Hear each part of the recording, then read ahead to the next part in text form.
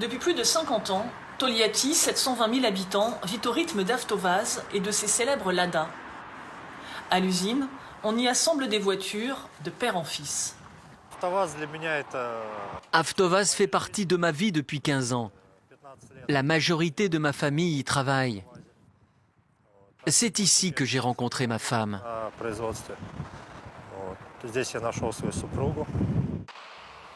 Ces 10 dernières années, Renault est devenu le principal actionnaire.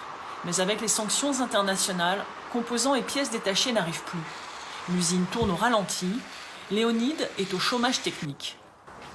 Je me sens sous pression. D'un jour sur l'autre, je ne sais jamais à l'avance quand je dois travailler. Je ne sais pas ce qui m'attend demain, s'ils vont me licencier ou pas.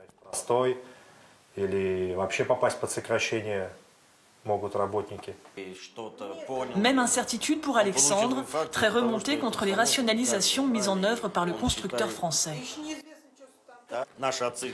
Ils ont vendu, mis en faillite tout le travail réalisé ces dernières années avec soin par nos grands-parents. Je me suis toujours opposé au rachat par Renault. Ça ne pourrait pas être pire. Ce qu'ont fait les Français, c'est lamentable.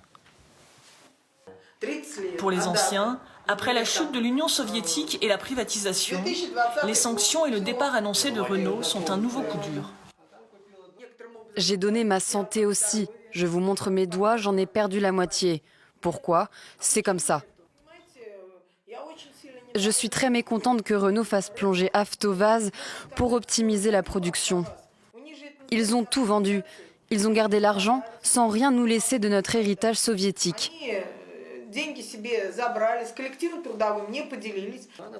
Les Français, leur façon de fonctionner, c'est pas l'esprit collectif, c'est diviser pour régner. Ce n'est pas ma façon de voir les choses. Ça ne me correspond pas.